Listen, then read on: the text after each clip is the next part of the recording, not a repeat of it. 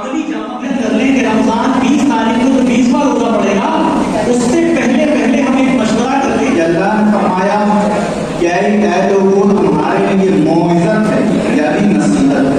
देखिए माशाअल्लाह कुरान पाक हम और आपने समाल किया, ये खुदाए तबारका व तआला का बेपनाह शुक्र व एहसान है। दूसरे मुहद्दिसीन मुफस्सिरीन फरमाते हैं कि कुरान में कुछ है कुल अऊज़ु बिरब्बिन नास मलिकिन नास इलाहिन नास।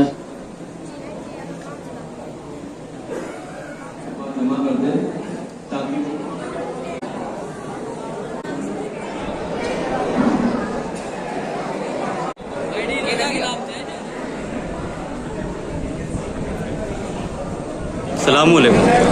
इमाम साहब जिन्होंने आपके पीछे नमाज़ पढ़ी है, तो आप दो शब्द कहना चाहिए। यही कहूँगा कि ये हम सब के लिए बहुत ही खुशनसीबी की बात है कि अल्लाह ताला ने हम लोगों को ये मौका दिया, हमें यहाँ तरावी सुनाने का मौका दिया और यहाँ के लोगों को तरावी पढ़ने का। नहीं मिलेगी भाईजान? बिल्कुल मिलेगा, आपको पहले मिलेगा, आपको पहले मिलेगा।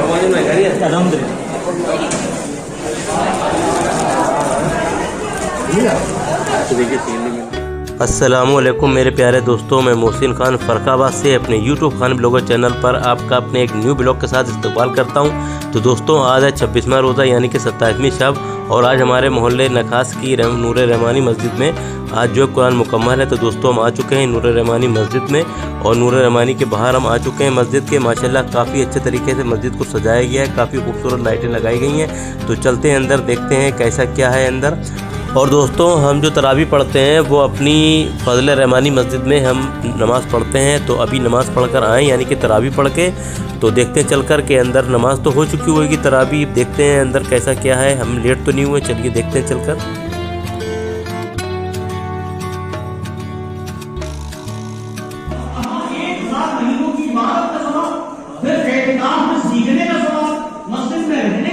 तो दोस्तों तरावी हो चुकी है, अंदर बयान हो रहा है और कुछ ही देर में फातह होगी। तो चल रहे हैं अंदर, और अंदर आवाज़ हमें लग रही है अपने आफाक भाई की, जो आफाक भाई हैं जमात इस्लामी वाले। तो चलते हैं अंदर आपको मस्जिद के अंदर लेकर, और ये मस्जिद के पीछे का व्यू आप देख सकते हैं।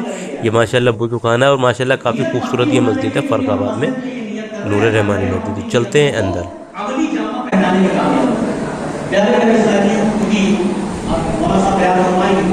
तो मैं आपसे अर्ज यही करूँगा कि एहतिकाफ वालों का जिन्होंने साथ दिया, चाहे वो दर्स में, बयान में, या वो किसी भी तरीके से किसी ने इफ्तारी पेश की है कि रमजान 20 तारीख को तो 20वां रोजा पड़ेगा, उससे पहले पहले हम एक मशवरा कर लें कि भाई किस दिन किसका रहेगा। क्योंकि आज भी एक बेचारे साहब भी आए थे, उन्होंने कहा हमारी तरफ से, तो हमने कहा किसी का लगा हुआ नंबर।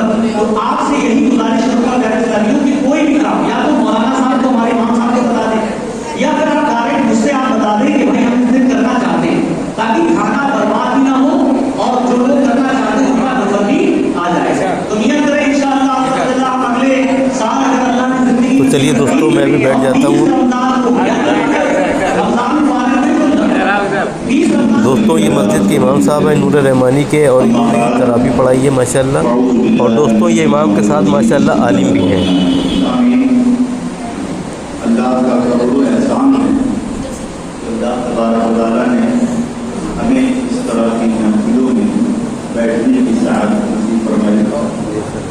अल्लाह तबारक व तआला हम सब के कुरान को सुनने और कुरान पढ़ने को कबूल फरमाए, इसलिए कि कुरान का जो हक़ है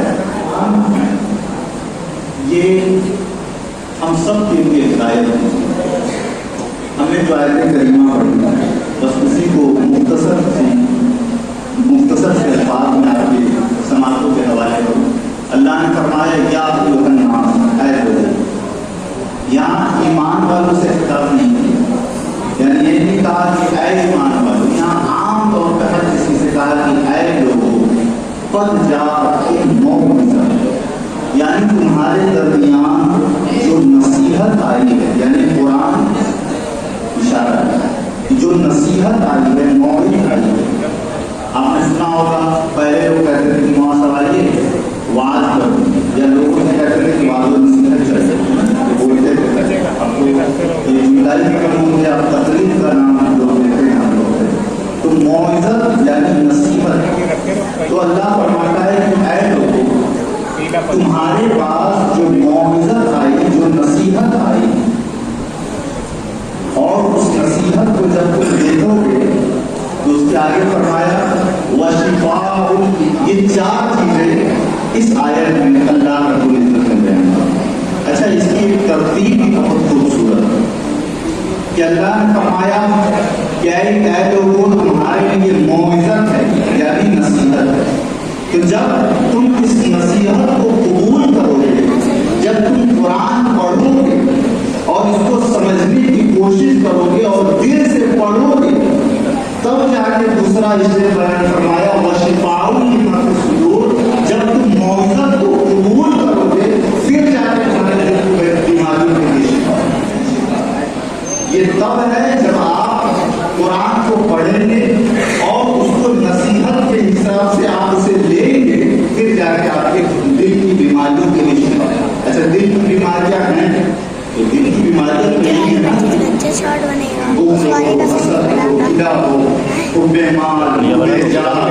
लोगों के लिए माल के लिए फिक्रमंद रहना, तमाम ये दिलों की बीमारी। तो इन्हीं दिलों की बीमारियों को दूर करने के लिए अल्लाह ने फरमाया कि तुम मौइज़त को कबूल करो, तुम कुरान को कबूल करो, तुम अल्लाह तबारक व तआला हमारे दिल को की बीमारियों को दूर करो। क्योंकि ये दिल ऐसी चीज है कि दिल ही से इंसान तकवा भी हासिल करता है और दिल ही से इंसान के अंदर फुतूर पैदा है ना। और ये एक चीज और बता कि दिल ऐसी चीज है कि अगर आपका दिल सही है, हदीस शरीफ में कि तुम्हारे बदन में एक गोश्त का लुकड़ा है, अगर वो लुकड़ा सही है तो तुम्हारा पूरा बदन सही है, और अगर वो गोश्त का लुकड़ा खराब हो गया तो तुम्हारा पूरा बदन खराब है। साहबा ने फरमाया याद 3 चीज। किस चीज से? पहला फरमाया इन ज़िक्रिल्लाह, तुम अल्लाह के जिक्र के वक्त अपने दिल को जानो। अगर अल्लाह के जिक्र के वक्त तुम्हारा दिल उधर लगता है तो समझ लो तुम्हारा दिल सही है और न खराब। आमतौर पर ऐसा होता है जैसे अपनी तकलीफ हो रही, कुछ लोगों को उलझन भी हो रही, क्या बातें हैं, भीड़ हो रही, तो ये रहता है दिल का ना लगना है। तो इनका ज़िक्रिल्लाह तुम जान सकते हो। मस्जिद का अदब करना जरूरी है, बिल्कुल खामोश रह सकते। अगर मस्जिद का हम अदब नहीं करेंगे अदब वाले तो फिर और अदब करने जाएंगे। और दोस्तों ये नखास की मस्जिद फजल रहमानी के इमाम साहब है और माशाल्लाह ये भी आदमी कीजिए। जरूरी नहीं है कि जब टोपी सर पे हो तभी अदब करना जरूरी है। आपके टोपी लगी हो या ना लगी हो, बड़ों का अदब करना हमारे ऊपर हर हाल में जरूरी है। कुरान हमसे कह रहा है उलमा की ताज़ीम कीजिए। कुरान हमसे कह रहा है अहले सुन्नत वल जमात के जितने उलमा हैं हर एक की बात मानिए, हर एक के पास में बैठिए, हर एक को अपना वक्त और टाइम दीजिए ताकि आप शरीयत के पाबंद हो सके। आपने देखा मौलाना साहब ने कितना अच्छा बयान किया कि आज के टाइम में इंसान ज़ाहिरन करामत देखता है और ये नहीं देखता है कि इंसान शरीयत पे अमल कौन कर रहा है या नहीं कर रहा है। सबसे बड़ी करामत का नाम है शरीयत पे अमल करना। खिलाफे शराब कोई काम ना हो, शरीयत पे अमल हो रहा हो, ये इंसान की सबसे बड़ी करामत है। आज हमारा हाल क्या है? आज हम ज़ाहिरन खूबसूरती को देखते हैं, ज़ाहिरी तौर वाली खूबसूरती को ना देखिए, अकीदे और ईमान की खूबसूरती को देखिए। अगर हमारा अकीदा अच्छा है फिर और दोस्तों हमारे फरकाबाद शहर के मौलाना शमशाद चतुर्वेदी साहब आ चुके हैं यहाँ पर। नहीं बनता है। हमारा अगर दिल इश्क़े मुस्तफा से शर्मसार है तो फिर हम इस लायक हैं कि हमारी इज्जत की जाए, है नहीं?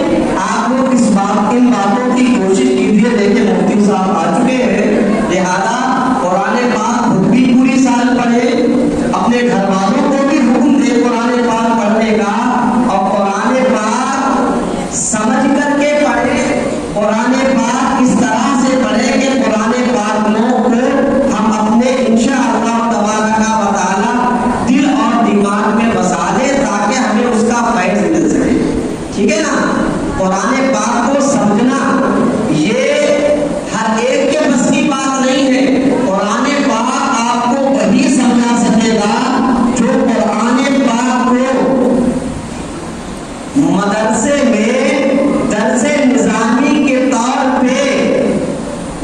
अपनी तालीम की होगी, उसने पढ़ाई की होगी। ऐसे तो हर एक उर्दू पढ़ने वाला आलिम हो जाएगा ना फिर, और हर एक उर्दू पढ़ने वाला जो आलिम हो जाता है कोई से मामले खराब करने लगता है। भाई हर एक उर्दू पढ़ने वाला आलिम नहीं है। अगर हर एक उर्दू पढ़ने वाला आलिम होता तो ये 10 साल का 8 साल का मदारिस में दर्से निजामिया का कोर्स नहीं चलाया जाता। हर एक उर्दू पढ़ने वाला आलिम हो जाता, हम जैसे छोटे आलिमों की जरूरत ही नहीं होती। लिहाजा आलिम का काम है आपको कुरान समझाना। हर रास्ते चलने वाले से आप कुरान नहीं सीखेंगे, ठीक है ना। लिहाजा कुरान पाक समझना ये हमारे ऊपर जरूरी है। जब हम कुरान पाक समझेंगे तो इंशाअल्लाह हम उसके फैजान से मालामाल हो। हम सबको कुरान पाक के अमल की तौफीक अता फरमाए और मौला करीम हम सबको उसके फैजान से मालामाल फरमाए। अस्सलामु अलैकुम व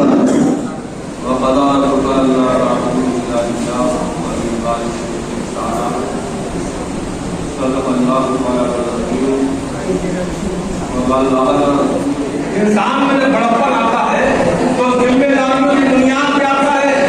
मतलब ये मैंने देखे होंगे जिनके पास दाढ़ी चल रहे ना कोई सपोर्ट नहीं है ना कुछ। ये मेरे साथ जो हो गए कि पहले वो अपने स्कूल में जिनके पास दाढ़ी थोड़ा दर सब साथ साथ घूमते थे, लेकिन आज के हाल में फटे हाल मोटरसाइकिल पे घूम रहे। वजह क्या है? अरे जिम्मेदारियां खत्म हो गई है, इसलिए उनका बड़प्पन भी चला गया है। अल्लाह ने आपको बड़ा बनाया है, अशरफ बनाया है, आला बनाया है। तो इस दुनिया में नहीं कि तुम्हारा हुक्मरान है, बल्कि तुम्हें बड़ा बनाया है। तो जिम्मेदारियों की बुनियाद पे बड़ा बनाया है। पर इसके ऊपर एक जिम्मेदारी है कि वो अल्लाह का हक अदा करे। तुम पर 2 जिम्मेदारियां हैं, ये अल्लाह का हक भी अदा करे और बंदों के हुकूक भी अदा करे। ज्यादातर कहे तो बीवी के चक्कर, अरे जितनी भी माँ बाप को तकलीफ पहुंचाते हो उसमें आधी वजह जो होती है वो बीवी, आधी वजह बीवी। और हमारा हाल भी यही है कि सब उठे, तुम मत उठियो, तुम उठियो तो गलत हो जाए, सब उठ जाए। लेकिन जब वो गए मंत्री तुम मत उठना, तुम अगर उठ गए तो सत्यानाश हो जाए। और हाल तो ये है, नबी ने फरमाया जन्नत को तहका लगावे वो महादेव, जन्नत तुम्हारी माँ के कदमों तले ये ढूंढा है बीवी कदमों तले, वहां बीवी कदमों तले। अरे कयामत तक ढूंढेगा, साथ ही साथ मिलेगा माँ के कदमों तले। इसका मतलब क्या है?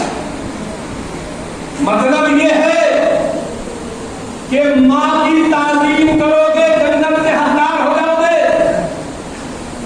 इसका मतलब ये है। और हमारा हाल ये है कि पोपट में जो माँ बाप बनाए हैं हजामत, उस शख्स से बढ़कर कोई दीदार नहीं है। टकराए जो बीवी की कदम बोसी से आदम, बैकुंठ में जाने का वो हकदार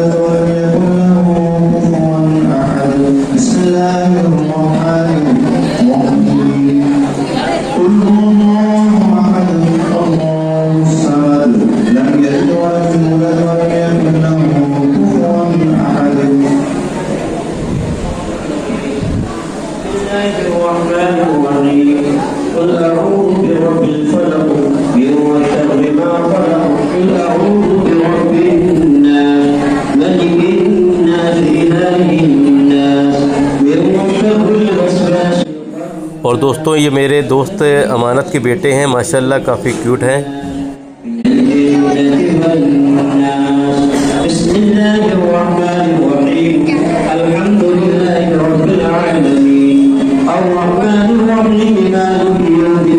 इय्याका नअबुदु व इय्याका नस्तईन इहदिना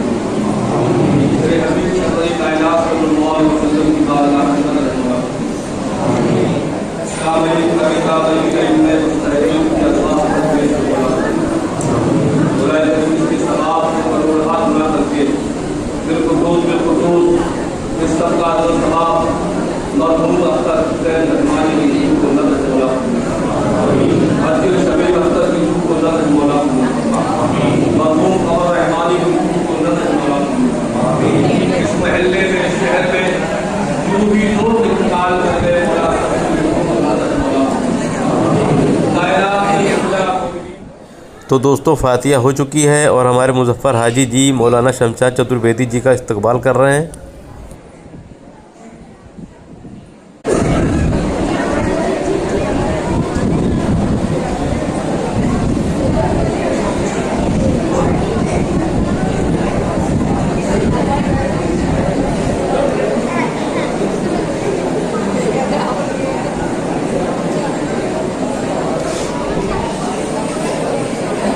ये हमारे मस्जिद के इमाम साहब हैं।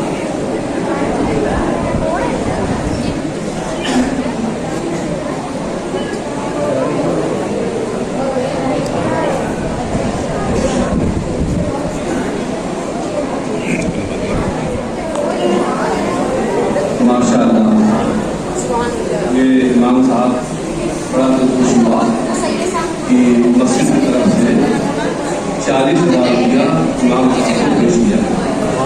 अल्लाह और मस्जिद वालों को तौफीक दे, आमीन। तो अपने उलमा उस्ताद की बारगाह में ऐसे ही तो दोस्तों नूर रहमानी मस्जिद के इमाम साहब को माशाल्लाह 40,000 रुपये जो है मिले हैं मस्जिद की तरफ से।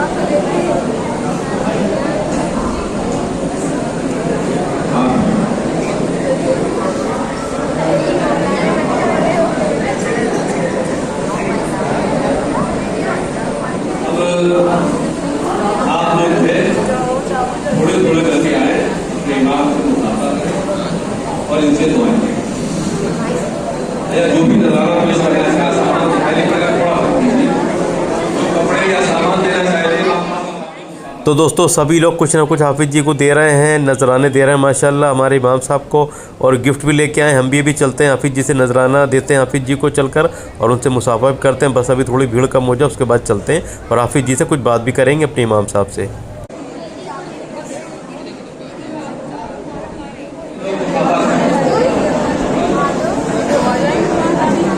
एक बात और सुनिए, ये सामने लड़कियों का मदरसा बन रहा है और इमाम साहब भी हैं। मैं तो चाहता था कि ये दिन के बाद चालू हो जाए, लेकिन दूसरे माले का लेट पर रुक गया। तो आप तक कुछ रकमें जो है वो मौलाना मुस्तफा साहब के पास जमा कर दें ताकि वो मदरसे की तामीर में लग जाए। आप इस जाने थोड़ी तवज्जो दें और ध्यान दें कि मौलाना मुस्तफा के पास आप जमा कर देंगे या मौलाना मालिक के पास, तो ये जिस मत पे आप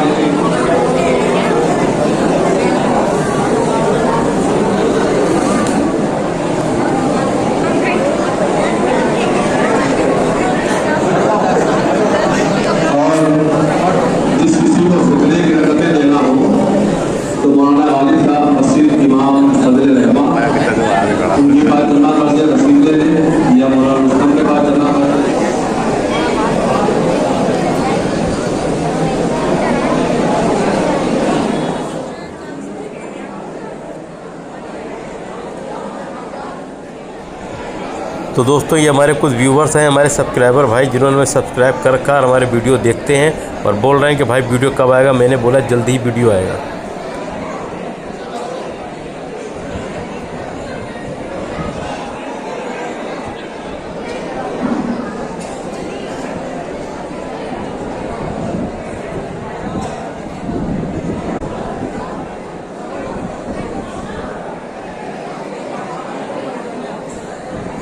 तो दोस्तों सभी लोग नंबर लगाए हुए हैं अपना शीरनी लेने के लिए, अपना हिस्सा लेने के लिए, और हमारे मुजफ्फर हाजी जी हैं सबको हकाल रहे हैं, सबसे बोल रहे हैं कि चलो अपना हिस्सा ले लो वरना ऐसे तो लोग बैठे ही रहेंगे, और ठीक भी है।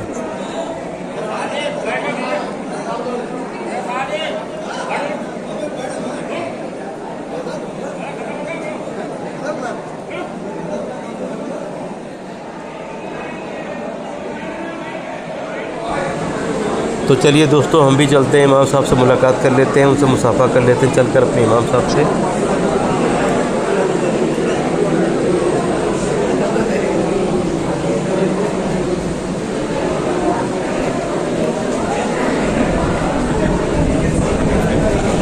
दोस्तों ये भाईजान मेरे बीच में आ गए जिन्होंने मेरा वीडियो सही से नहीं बनने दी। चलिए कोई बात नहीं। अस्सलाम वालेकुम। इमाम साहब जिन्होंने आपके पीछे नमाज़ पढ़ी है तो आप 2 शब्द कहना चाहिए।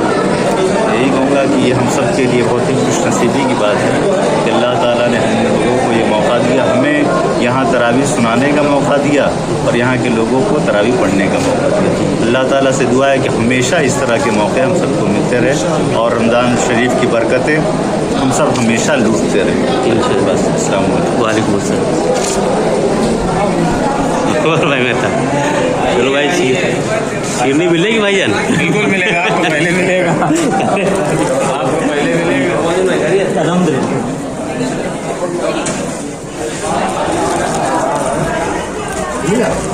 तो देखिए शीरनी मिल गई।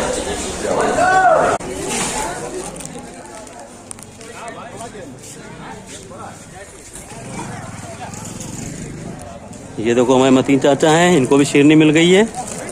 और सलमान तुम्हें मिली? सलमान को भी मिल गई। जिशान, चलो जिशान को मिल गई। हम लोग चलते हैं। और ये है मेरा हिस्सा जो मुझे मिल चुका है। अब चलते हैं घर के लिए।